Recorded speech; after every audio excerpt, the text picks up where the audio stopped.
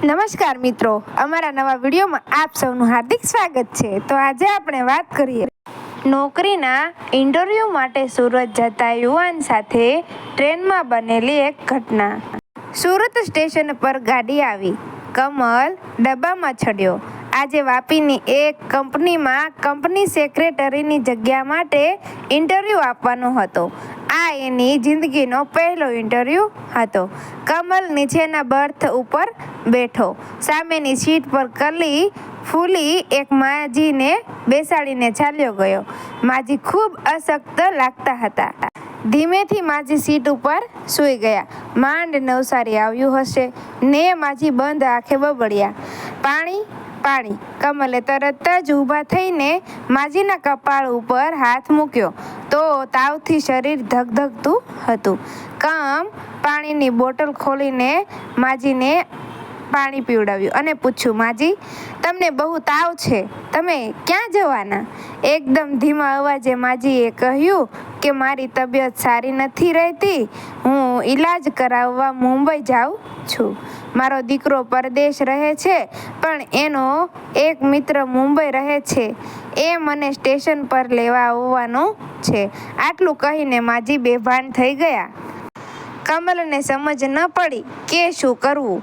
એને માજીના હાથ પાસે મોબાઈલ હતો તે લઈને જોયો અને છેલ્લો નંબર કોઈ વિવેકનો હતો। કમલે એને કોલ કર્યો પણ સામેથી ફોન ઉચકાયો નહીં।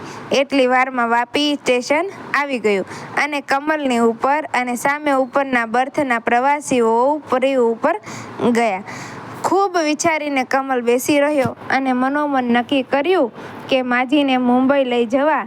કમલે પોતાનો રૂમાલ કાઢીને ઠંડા પાણીના પોતાના માજીના માથે મૂક્યા।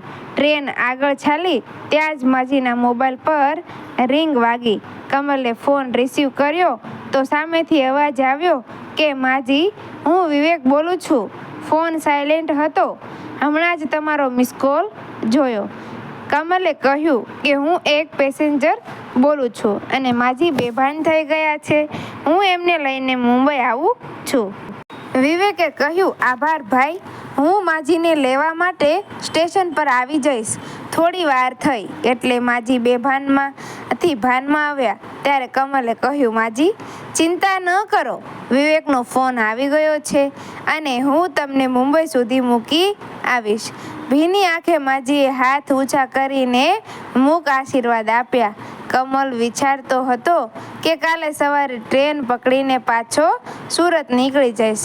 ઘરે ફોન કરી દીધો કે એક દિવસ મોડું થશે, હું કાલે આવીશ। ટ્રેન મુંબઈ સેન્ટ્રલ આવી ત્યાં વિવેક આવી ગયો હતો। કમલે કહ્યું, વિવેક, હું પણ તમારી સાથે માજીને લઈને હોસ્પિટલ આવું છું।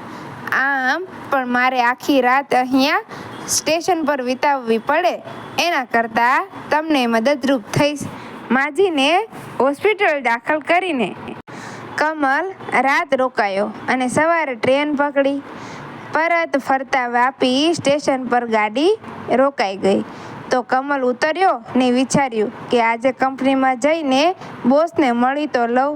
ઊંઘભરી આંખે અને છોડાયેલા કપડાં સાથે કમલ બોસની કેબિનની બહાર બેઠો અને એના નામની ચિઠ્ઠી કેબિનમાં મોકલી। 5 મિનિટ થઈ એટલે બોસે અંદર બોલાવ્યો અને સામે બેસાડીને કહ્યું, આ તમારો એપોઇન્ટમેન્ટ લેટર છે, આવતા મહિનાથી જોબ પર જોડાઈ જાઓ। કમલને કંઈ સમજ ન પડી કે વગર લાગવગ અને વગર ઇન્ટરવ્યૂ એ કેવી રીતે સિલેક્ટ થઈ ગયો।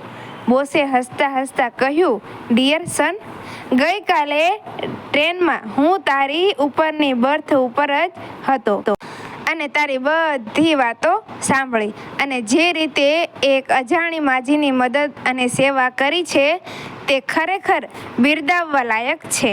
જે પારકાની નિસ્વાર્થ ભાવે આટલી મદદ કરી શકે છે તે પોતાની કંપનીનું કેટલું ધ્યાન રાખી શકે છે તે હું જાણું છું। મને શ્રદ્ધા હતી જ કે તું અહીં આવીશ, એટલે ગઈકાલના તમામ કેન્ડિડેટ્સને પાછા મોકલી દીધેલા। કમલને 2 હાથ ઊંચા કરીને આશીષ આપતા માજીનો ચહેરો દેખાયો.